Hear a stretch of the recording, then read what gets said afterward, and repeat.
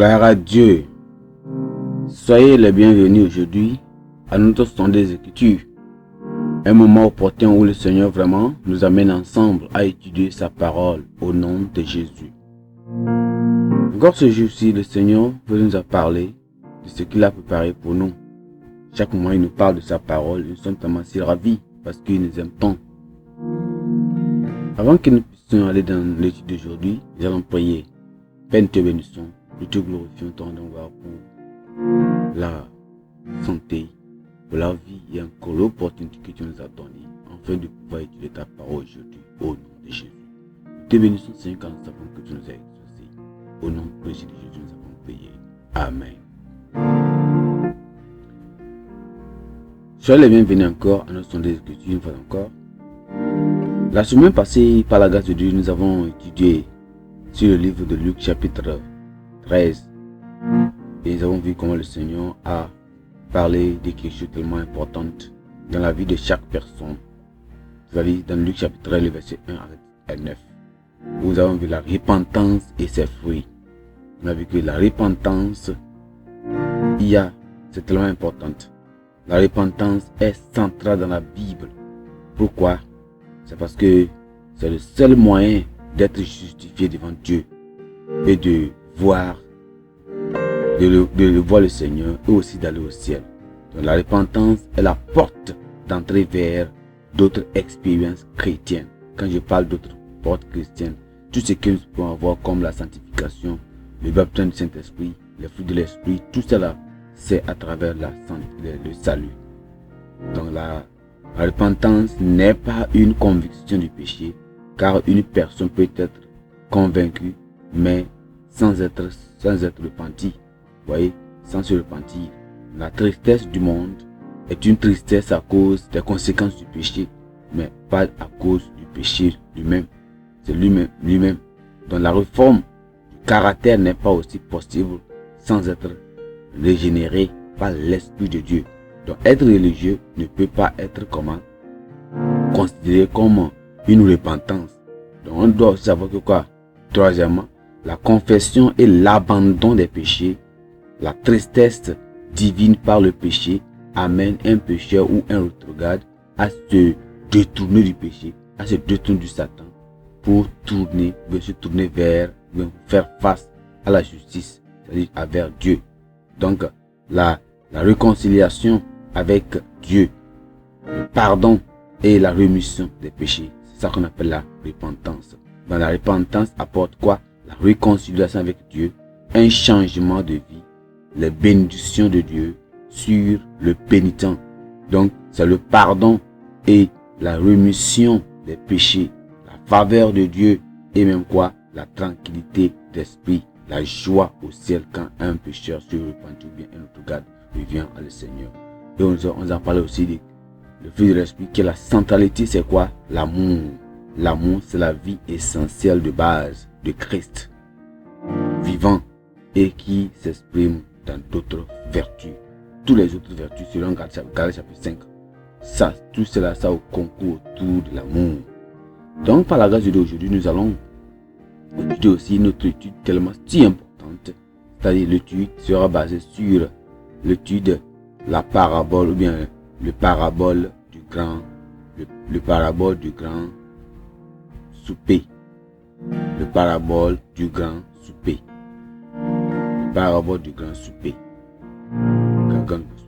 Et ça, on va considérer le texte dans le livre de Luc chapitre 14. Luc. Le parabole du grand souper. Parabole du grand souper. Et on va continuer notre texte dans le livre de Luc chapitre 14, le verset à partir du verset 1. Luc chapitre 14, à partir du verset 1. La Bible dit que quoi? Jésus étant entré un jour de sabbat dans la maison de l'un des chefs des pharisiens pour prendre un repas, les pharisiens l'observaient. Et voici un homme hydropique était devant lui. Jésus prit la parole et dit aux docteurs de la loi et aux pharisiens, est-il permis ou non de faire une guérison le jour de sabbat?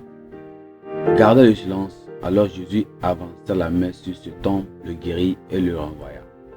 Puis il leur dit, lequel de vous, si son fils que son bœuf tombe dans un puits, ne l'en retirez pas aussitôt le jour du sabbat.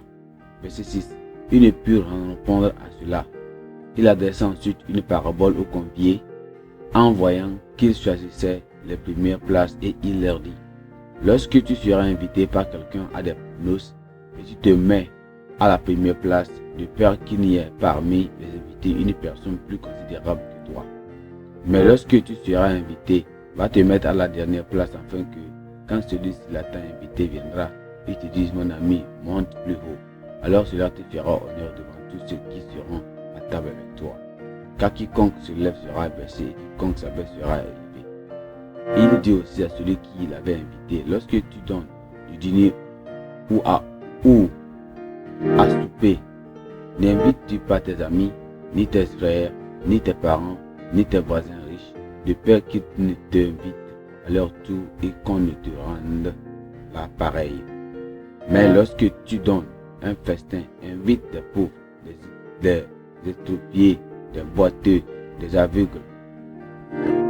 Et tu seras heureux de ce qu'ils ne peuvent pas te rendre la pareille, car elle te sera rendue à la résurrection des justes. Et ce qui était à table après avoir entendu ces paroles dites à Jésus: heureux celui qui prendra son repas dans le royaume de Dieu. Alors Jésus lui répondit: un homme donna un grand souper et il invita beaucoup de gens. Et à l'heure du souper, il envoya son serviteur dire aux conviés: venez, car tout est déjà prêt.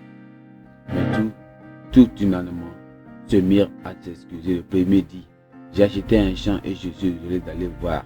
Excuse-moi, je te prie. Un autre dit: j'ai acheté 5 paires de bœufs et je vais les essayer. Excuse-moi, je te prie. Verset 20. Un autre dit: je viens de marier, c'est pourquoi je ne puis aller. Le serviteur de retour répondant ces choses son maître, le maître de la maison hérité dit à son serviteur: va promptement dans les places et dans les rues de la ville et amène ici les pauvres et les attroupés, les aveugles et les boiteux. Le serviteur dit: maître, ce que tu as ordonné a été fait et il y a encore de place. Le maître dit encore au serviteur: va dans les chemins et le long des haies, et ce que tu trouveras, contrains-les d'entrer afin que ma maison soit remplie. 4. Car je vous le dis en vérité, je vous le dis, aucun de ces hommes qui avaient été invités ne goûtera de mon souper.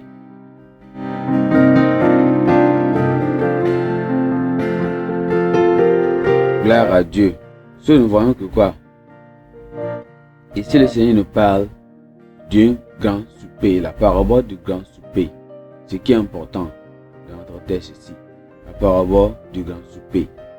Le Seigneur Jésus-Christ a fréquemment utilisé des paraboles dans son ministère d'enseignement, de prédication et de guérison pour faire comprendre de grandes véritables spirituelles, bien des vérités spirituelles. Dans le sens le plus simple, les paraboles sont les quoi? Ce sont des histoires terrestres ayant des significations célestes. C'est ça qu'on appelle parabole.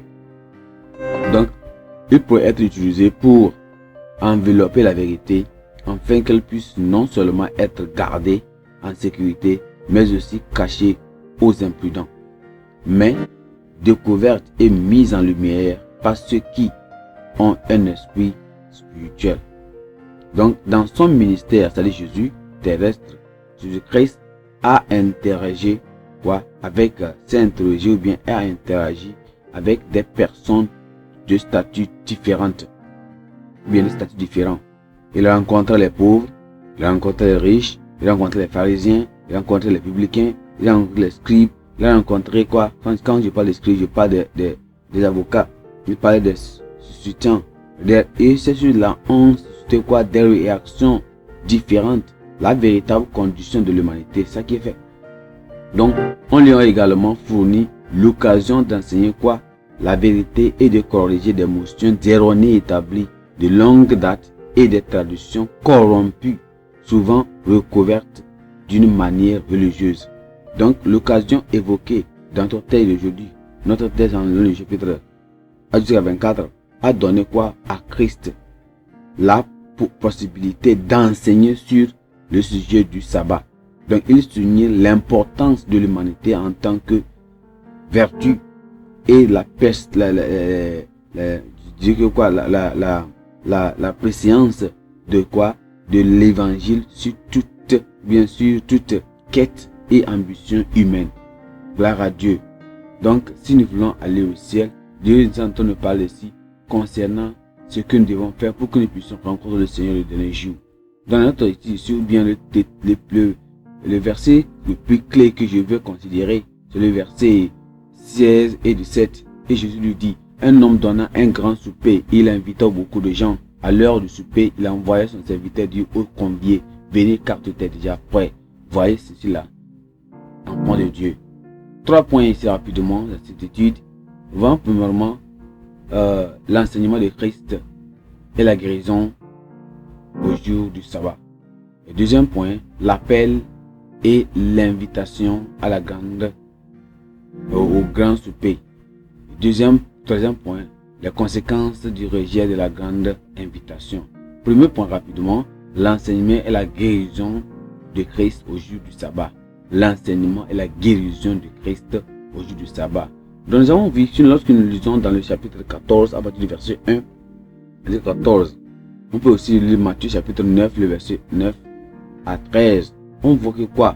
Notre Seigneur Jésus se déplaçait de ville en ville et de village en village, guidé par l'Esprit Saint, qui pour prêcher et pour enseigner la parole de Dieu. C'est pour laquelle la Bible nous donne à chapitre 10, le verset 38, c'est quoi? Il faisait du bien et guérissait tous ceux qui étaient opprimés par quoi? Par le diable, car Dieu était avec quoi? Lui. Donc, pendant qu'il était dans la maison d'un grand, d'un grand pharisien, il guérit un nidophique. Il a guéri un nidophique. Alors, dans ce moment, comment on peut dire que, comment Christ a vu comment il a dénoncé, comment on voit comment Christ a dénoncé l'hypocrisie des scribes et des pharisiens qui désapprouvaient la guérison le jour du sabbat. Ils désapprouvaient, ils n'acceptaient pas qu'il ne doit pas y avoir quoi? Des guérisons au jour du sabbat. Vous voyez cela, non? Comment Christ vraiment a-t-il dénoncé cette croyance, cette loi de ces scribes pharisiens? Donc, on a qu'à savoir que quoi? Bien avant le miracle là, il a posé une question aux scribes et aux pharisiens qui étaient présents à table avec lui. Il les a posé, est-il bon de guérir le jour du sabbat? Selon Luc chapitre 3, le verset 14, le verset 3. Donc, il ne pouvait pas répondre par oui ou non. Par oui ou non. Parce que quoi? Parce qu'il savait qu'il n'y a aucune loi qui interdit de faire le bien le jour du sabbat. Il n'y a aucune loi qui interdit cela. Donc, c'est là quand nous voyons quoi? On voit quoi? Comment Christ a dénoncé. Il a dénoncé ça. Il a dit que ce n'est pas vrai. Tout ce qu'ils font là, ce n'est pas vrai. Parce qu'il n'y a aucune loi qui vraiment interdit de faire du bien au jour du sabbat. Gloire à Dieu. Donc, il voulait plutôt quoi? Christ voulait plutôt avoir l'occasion. Même, je dis que c'est eux, les pharisiens, les scribes, toujours voulaient avoir des occasions pour accuser Jésus-Christ. Et enfreindre la loi. Donc, de plus, les pharisiens avaient l'habitude de mal interpréter la loi et de rendre la vie des gens misérables et difficile d'obéir à la loi. Que Dieu voulait être quoi? Un guide pour le sauveur. Donc ils interprétaient mal la loi. Mais ils connaissaient leurs intentions et s'y étaient préparés. Jésus-Christ était Dieu. Donc il connaissait leurs pensées déjà. Donc il a vraiment mis tout. Voilà pourquoi il a posé cette question avant de faire ce miracle-là. Gloire à Dieu. Gloire à Dieu. Donc, que pouvons-nous apprendre de l'acte de guérison et d'enseignement du Seigneur Jésus-Christ au jour du sabbat? Ce que nous apprenons de cela, c'est quoi? On a qu'à savoir quoi? Les guérisons du Seigneur le jour du sabbat avaient un but. Quel était ce but-là? C'était pour amener les dirigeants juifs, c'est-à-dire amener les pharisiens, les scribes, à regarder au-delà de leurs règles, de leurs lois, vers le véritable objectif d'honorer quoi? Dieu, en aidant les personnes dans le besoin. C'est ça qu'ils devaient faire. Ce n'était pas pour pouvoir incarner, pour pouvoir infréner, rendre la loi difficile pour les gens d'obéir. Non, c'est seulement qu'ils doivent savoir qu'ils sont là pour conduire les gens à aller au ciel, faire comprendre bien la parole de Dieu et aussi faire les gens avoir le besoin et aller dans le ciel. C'est tout, trouver tout ce qu'ils ont besoin pour aller au ciel. C'est ce qu'il devait savoir. Donc Christ a guéri cette personne-là. Et cette personne a été guérie comme il avait fait. Donc il a fait tant de miracles pour pouvoir guérir quoi? Toutes ces personnes qui étaient. Donc il a fait tant de miracles. Ce n'est pas seulement ça. Le aussi d'un enseignement de Christ sur l'humilité et la charité enrichissent quoi? Est unique au livre de Luc. Donc la place principale était toujours attribuée au plus haut rang de quoi? Des personnes présentes. Donc il leur a conseillé de ne pas rechercher l'amour personnel, mais de se faire comment? De se revêtir de l'humilité. Parce que quoi? Cette humilité, l'humilité, c'est une vertu que tout vrai croyant doit posséder. Le service est le plus comment? Le plus honorable dans la maison de Dieu que le salut ou le titre. Ce qui est important dans la maison de Dieu. Les vrais croyants ici, ce que nous apprenons quoi? Les vrais croyants sont toujours conscients de leur action. Et quoi? Ils ne vont pas s'appuyer sur cette position-là et pour leur autorité et leur position. Donc, ils ne vont pas faire utilisation de cette position et leur position pour faire de n'importe quoi. Donc, ils sont comment? Ils doivent être obéissants. Ils doivent être tellement obéissants. Ils sont tellement obéissants. Ils sont soumis à quiconque, à l'autorité sur eux-mêmes. Donc, ils ne recherchent pas la reconnaissance ou même la popularité. Donc, une charité, c'est-à-dire un amour acceptable, est celle qui est faite sans atteindre quoi? De récompense, sans attendre la récompense de la part des bienfaiteurs ou bien des bénéficiaires. Donc, les pauvres ne peuvent pas rembourser, vous le savez. Mais le Seigneur comprend quoi? La personne qui prend soin des désespérés et des impuissants. Le Seigneur prend soin. Que le Seigneur nous aide à pouvoir les prendre soin. Christ a pensé à ces personnes qui étaient pauvres. Même le jour du sabbat, il a fait du bien. Que le Seigneur nous aide à pouvoir faire du bien dans toutes choses. Et on va faire le bien en espérant quoi? Que cette personne nous rembourse au nom de Jésus-Christ. Et qui donne aussi l'humilité. L'humilité. Que le Seigneur nous aide au nom de Jésus-Christ. Alors, regardons le point numéro 2. Le point numéro 2, c'est quoi? L'appel et l'invitation au grand souper. L'appel et l'invitation au grand souper. Lorsque nous regardons dans le chapitre 14, nous partons à partir du verset 15 jusqu'à 23, nous voyons exactement ce que se passe exactement aussi là-bas. On peut aussi voir que nous voyons aussi Matthieu chapitre 22, le verset 2 à 10. On peut voir la même chose dans Apocalypse le verset 20. Donc, parce que quoi? Parce qu'on voit qu'il y a des avantages. Il y a des grands avantages. Lorsque nous allons honorer au grand souper, il y a des grands avantages. Des grands quoi? Avantages. Vous voyez? Donc, il y a des grands avantages. Et quels sont ces avantages lorsque nous allons accepter ou bien nous allons prendre part au souper dans le royaume de Christ? Dans le royaume de Christ. Quels sont ces avantages? Donc, il vaut mieux de faire quoi? D'accepter cette invitation. Parce que Christ est en train de nous préparer un grand festin, un grand souper, un grand revitaillement dans le ciel, qui est dans le ciel, il dit, je vais préparer une place pour vous. Donc, il est en train de préparer une place pour nous. Jésus a utilisé cette parabole pour répondre à un autre invité. Vous voyez, non? Qui exprimait son admiration pour la gloire et la bénédiction de manger. Parce qu'il avait dit quoi? Du pain dans le royaume de Dieu.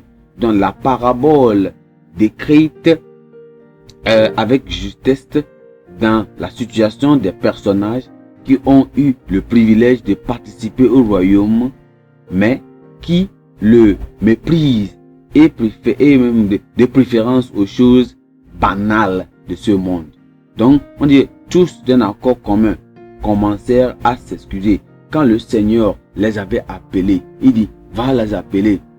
Qu'est-ce qu'ils ont commencé tous à faire? Comment? À donner des excuses. Ils ont commencé à donner des excuses. Ils commençaient à donner des excuses. Ils commençaient à donner des excuses. Tout le monde donne des excuses. Et ils n'ont pas honoré.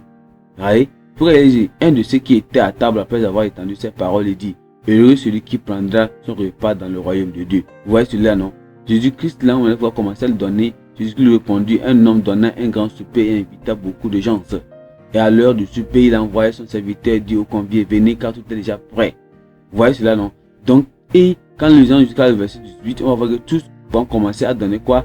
Avant, ils vont commencer à donner des excuses pour dire qu'ils ne peuvent pas comment honorer cette invitation. Cette invitation. Ils sont partis, le serviteur est parti, il a rencontré n'importe qui, il a commencé à les inviter de venir aux noces, de venir à ce festin. Gloire à Dieu. Donc, on a qu'à savoir que quoi? Dans toutes ces choses-là, le Seigneur nous appelle, il appelle les gens qui sont de l'autorité à revenir à Christ, il appelle les pécheurs à se repentir, afin que nous puissions, au jour que le Seigneur viendra, nous puissions aller ensemble se réjouir avec lui dans le ciel au nom de Jésus-Christ. Gloire à Dieu. Je dis gloire à Dieu. Donc, nous voyons que quoi? Le premier a donné quoi? Une excuse. Regarde ce qu'il a fait. Le premier qui avait donné une excuse, il a commencé à donner des excuses. Au lieu de ne pas le faire, il ne peut pas faire ceci, cela, comme ça là. Donc, tous ceux-là ils ont commencé à donner des excuses. Rien que des excuses. Rien que des excuses. Vous voyez, non? Rien que des excuses. Rien que des excuses. Donc, on va dire quoi? Premièrement, la parabole est vraie. Cette parabole-là est vraie pour les Juifs qui eurent l'oracle de Dieu, mais à travers négligence, la dureté de leur cœur et la religion bigoterie n'a pas reçu à identifier avec leur Messie. Ils n'ont pas accepté Christ à cause de leur attitude. Vous voyez, non? Et deuxièmement, cela affecte les pécheurs non juifs, c'est-à-dire les gentils. En particulier les fidèles qui attendent l'évangile. Ils entendent l'évangile, mais ils négligent d'agir et de se consacrer entièrement à Dieu. Les gens le font. On voit aussi quoi? Troisièmement, il parle des regarde. Je t'ai entendu parler de le but de cette parabole. Cette parabole s'adresse aux Juifs. Cette parabole affecte les pécheurs non juifs qui entendent la parole de Dieu mais ne se repentent pas. Ou bien ils se consacrent à Dieu mais ce n'est pas entièrement. Troisièmement, cette parabole est en train de s'adresser aux retrogrades qui ont autrefois accepté l'évangile mais qui étaient accablés avec des possessions mondaines, les choses de ce monde.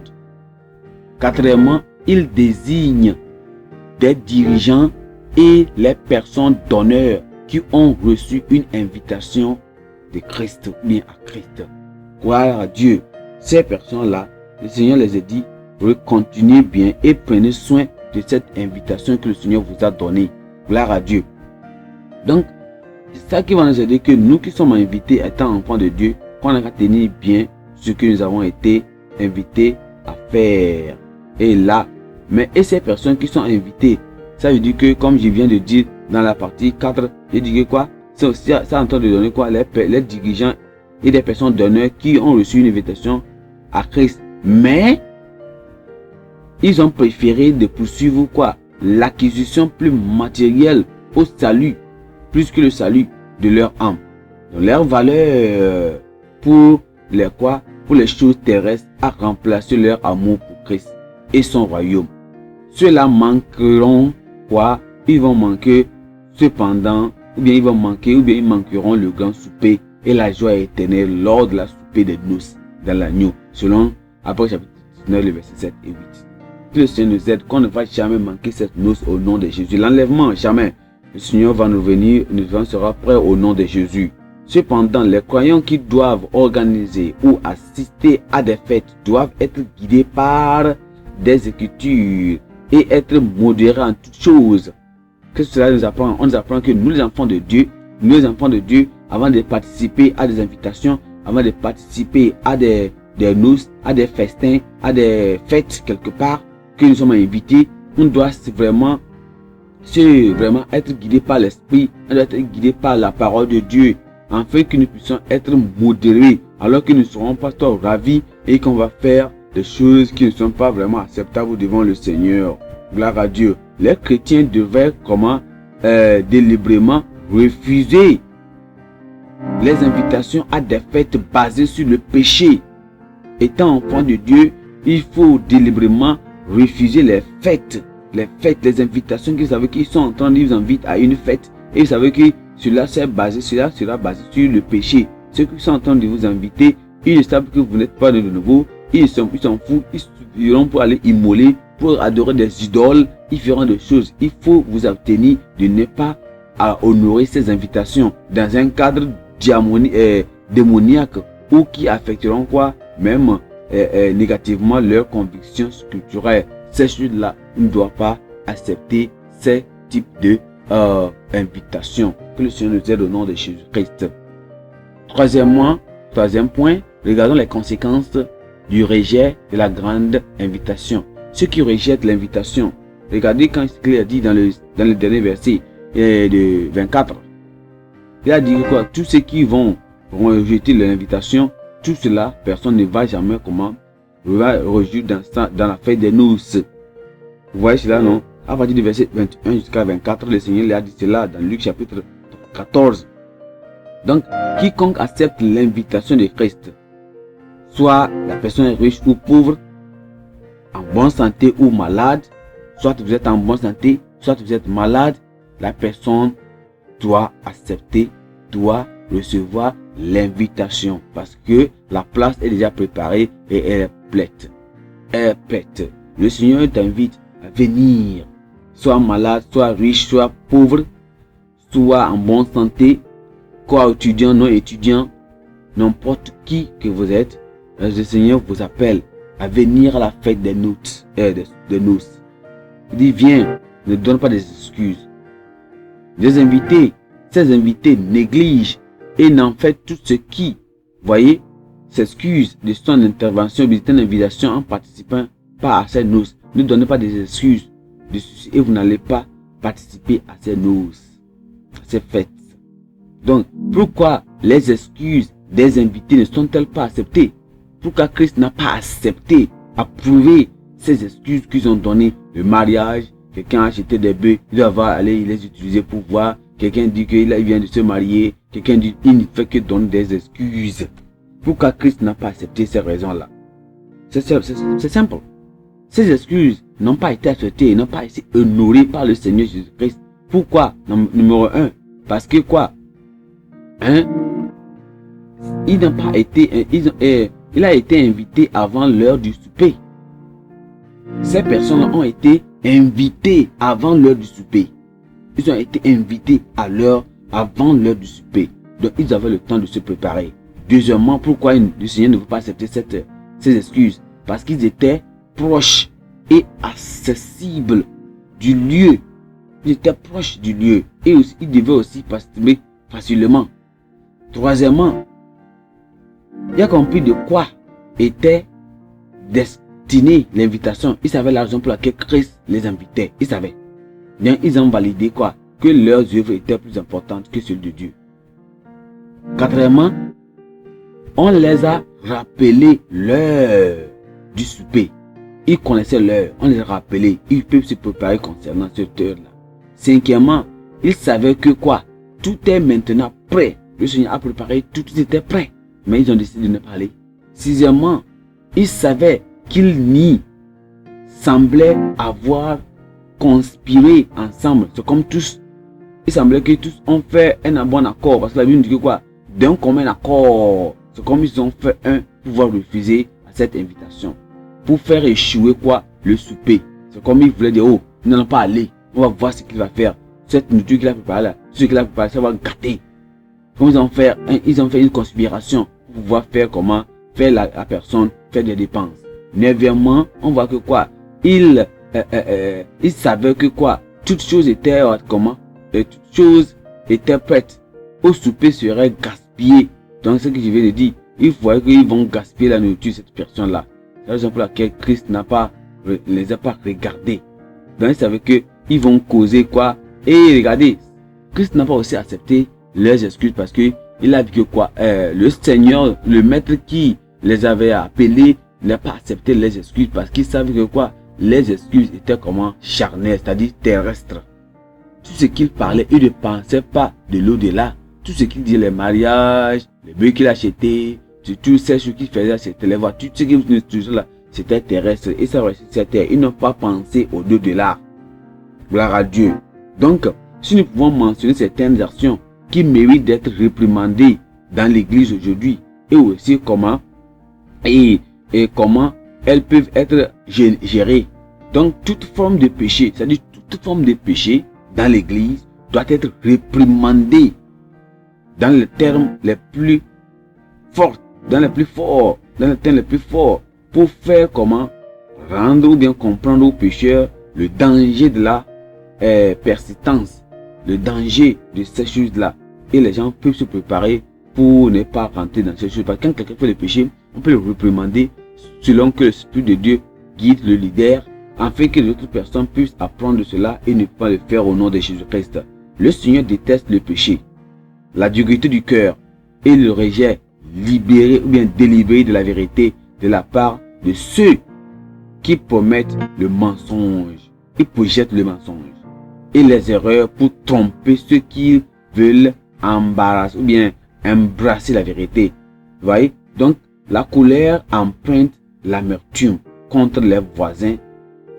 Là, je dis, qu'est-ce que je suis en train de dire? Je dis que quoi? La colère emprunte l'amertume contre les voisins.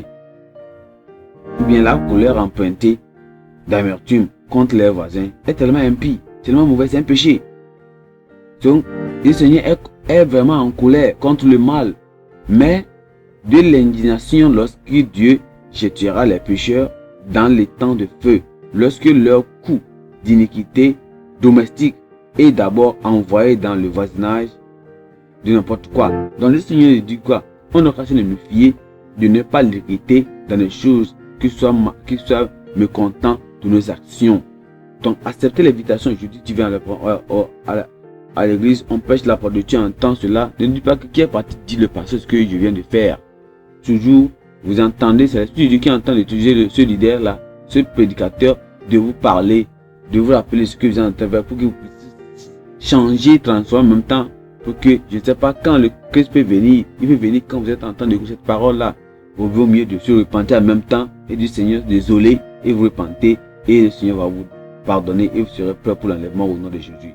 Donc, qui peut apprendre les croyants de la fidélité? Que pour nous apprendre de la fidélité des croyants de serviteur cette parabole? Vous voyez qu'on a dit qu'un serviteur, vraiment, il a persisté, il est parti n'importe où, appeler les gens. Qu'est-ce que cela nous donne? Qu'est-ce que nous les croyants, on peut apprendre quelles leçons nous pouvons en tirer de l'attitude, de comment c'est cette fidélité que ce serviteur-là a amené.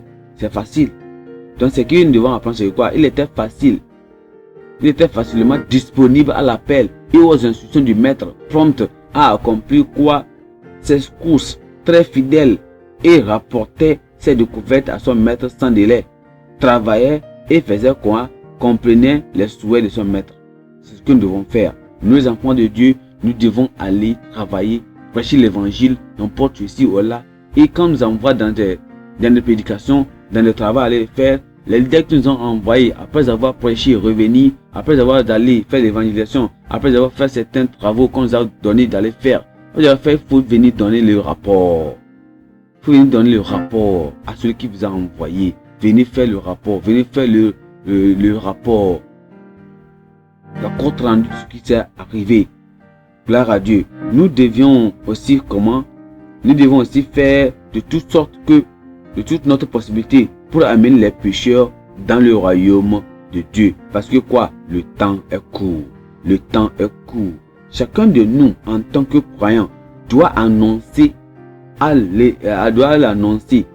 quoi? Le message de l'évangile. Doit annoncer le message qui est quoi? Venez car tout est prêt. Venez car tout est prêt maintenant. Tout est déjà prêt. Dieu veut voir sa maison remplie d'âmes converties. Il veut que nous allions dans les rues, dans les ruelles, dans les autoroutes, dans les marchés, même dans les haies, dans le monde entier et prêcher l'évangile à toute la créature. Marc chapitre 7, le verset 15. Que le Seigneur nous aide, qu'on aille partout, comme ce serviteur en a fait. Il est parti prêcher l'évangile. Et lorsqu'on va prêcher l'évangile, nous allons aussi faire des miracles au nom de Jésus. Beaucoup de malades seront guéris. Il y aura beaucoup de signes, de prodiges. Et le Seigneur sera sur en vie, content de nous. Et à la fin, ces personnes seront aussi au nom de Jésus. Je serai là parmi eux. Je serai parmi eux. Je ne sais pas. Et toi, est-ce que seras-tu aussi quand le Seigneur reviendra? Est-ce que seras-tu au festin, au grand festin, quand le Seigneur, tout le monde, des milliers de personnes se rejoignent dans le ciel? Seras-tu parmi? Je prie que le Seigneur t'aide, qu'il ne va pas rater cet événement au nom de Jésus-Christ. Je remercie le Seigneur pour aujourd'hui, les paroles. Prions. Père, nous te bénissons, te glorifions encore pour cette opportunité que tu nous as donnée. Nous savons que Seigneur, tu nous aimes tant. Je prie que tu nous donnes dans la grâce. Vraiment se préparer pour ta venue au nom de Jésus-Christ. Tout péché, tout ce qui est en nous, qui peut nous empêcher, que Seigneur, la rétrogradation, le péché, n'importe quoi, Seigneur, puisse nous être ôté de nous au nom de Jésus. Donne l'humilité, Seigneur. Et Seigneur, à quoi se t'humilier et te servir, se préparer pour le grand festin, pour le règne millénaire, pour le millénaire règne, pour le règne millénaire, pour les fêtes de noces, pour la réjouissance dans le ciel. Seigneur, donne-nous cela au nom de Jésus-Christ. Nous sommes prêts, Seigneur. Donne la grâce à Seigneur, vaincre la tentation, vaincre le péché, vaincre n'importe quoi, Satan et ses agents. Et Seigneur, nous puissions aller régner au ciel quand tu viendras au nom de Jésus-Christ. Aide-nous, Seigneur, à être prêts au nom de Jésus-Christ. Merci, Seigneur, quand nous savons que tu nous as exaucés. Nous aide-nous aussi à aller prêcher l'évangile n'importe où nous sommes, Seigneur. Dans l'école, dans les marchés, au village, dans les rues, n'importe où nous sommes, Seigneur. Aide-nous à ne pas fermer nos bouches, plutôt de partager l'évangile à tous nos frères, nos amis, nos familles, nos amis, n'importe où, au nom de Jésus. Donne la grâce de le faire. Au nom précieux de Jésus, nous avons prié. Amen.